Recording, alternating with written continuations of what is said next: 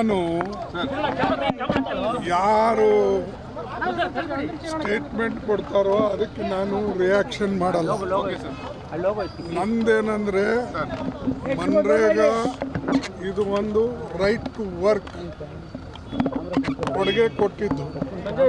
Directive ಪ್ರಿನ್ಸಿಪಲ್ಸ್ನಲ್ಲಿ article 41 ಪ್ರಕಾರ ಸೋನಿಯಾ ಗಾಂಧೀಜಿಯವರು ಇದ್ದಾಗ ಇದನ್ನು ಕಾನೂನು ರೂಪದಲ್ಲಿ ಮನಮೋಹನ್ ಸಿಂಗ್ ಅವರು ತಂದಂಥ ಒಂದು ಕಾನೂನು.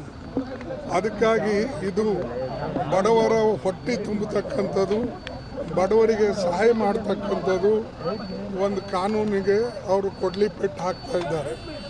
ಒಂದು ಎರಡನೇದು, ಪಂಚಾಯತ್ನಲ್ಲಿ ನಡೀತಕ್ಕಂಥ ಕೆಲಸಕ್ಕೂ ಕೂಡ ಇದು ಅಡ್ಡಗಾಲು ಹಾಕ್ತಕ್ಕಂಥದ್ದು ಒಂದು ಯೋಜನೆ. ಮೂರನೇದು 60-40 ಅಂತ ಹೇಳಿ ರಾಜ್ಯದ ಮೇಲೆ 30% ಹೆಚ್ಚಿನ ಭಾರವನ್ನು ಹಾಕ್ತಕ್ಕಂಥ ಕೆಲಸ ಕೇಂದ್ರ ಸರ್ಕಾರ ಮಾಡಿದೆ. ಮೊದಲ 90-10% ಇವತ್ತು 60-40 ಮಾಡಿದ್ದಾರೆ. ಮಾಡಿದ್ದು ಅರ್ಥ ಏನಂದರೆ ಈ ಮನ್ರೇಗಾ ಕಂಪ್ಲೀಟಾಗಿ ಸ್ಟಾಪ್ ಮಾಡಬೇಕು, ಬಡವರಿಗೆ ಸಿಗ್ತಕ್ಕಂಥದ್ದನ್ನು ನಿಲ್ಲಿಸಬೇಕು ಅಂತಕ್ಕಂಥದ್ದು ಅವರ ಉದ್ದೇಶ ಆಗಿದೆ.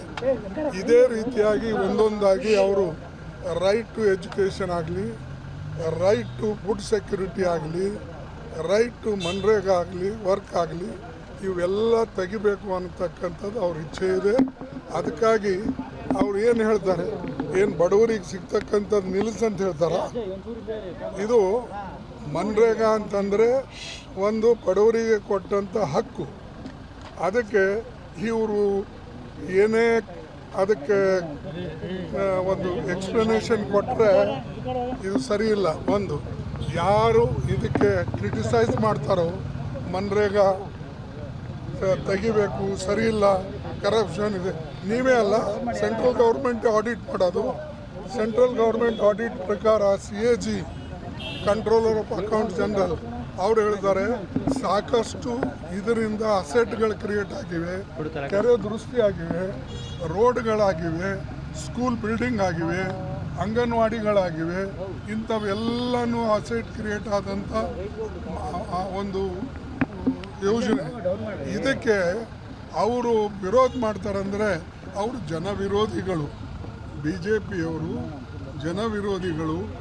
ಮೋದಿ ಇವತ್ತು ಬಡವರಿಗೆ ಸಹಾಯ ಮಾಡೋದು ಬಿಟ್ಟು ತನ್ನ ಇರ್ತಕ್ಕಂಥ ಸಂಪತ್ತನ್ನು ದೊಡ್ಡ ಕಾರ್ಪೊರೇಟ್ಗಳಿಗೆ ಕೊಡೋಕ್ಕೆ ಇವ್ರದ್ದು 30% ಮನ್ರೇಗಾದಲ್ಲಿ ಅಮೌಂಟ್ ಕಟ್ ಮಾಡ್ತಾ ಇದ್ದಾರೆ. ಅದಕ್ಕಾಗಿ ನಾನು ಇದನ್ನು ಕಂಡೆಮ್ ಮಾಡ್ತೇನೆ. ಇದ್ರಿಗೋಸ್ಕರ ನಾವು ಹೋರಾಟ ಮಾಡ್ತಾ ಇದ್ದೇವೆ ಮತ್ತು ಇದು ಹೋರಾಟ ಕೊನೆಯವರೆಗೆ ನಡೀತದೆ. ನಾವಿದು ಇಲ್ಲಿಗೆ ಬಿಡೋದಿಲ್ಲ. ಅದಕ್ಕಾಗಿ ಯಾರೋ ಏನೋ ಹೇಳ್ಕೊಂಡು ಹೋಗಿದಾರೋ ಅವ್ರಿಗೆ ಉತ್ತರ ಕೊಡೋದಿಲ್ಲ. ಸ್ವಲ್ಪ ಕೇಳಿ, ಅವ್ರೇನು ಹೇಳ್ತಾ ಇದ್ದಾರೆ ಅದಕ್ಕೆ ಉತ್ತರ ಕೊಡೋಕೆ ಹೋಗೋದಿಲ್ಲ ನಾನು.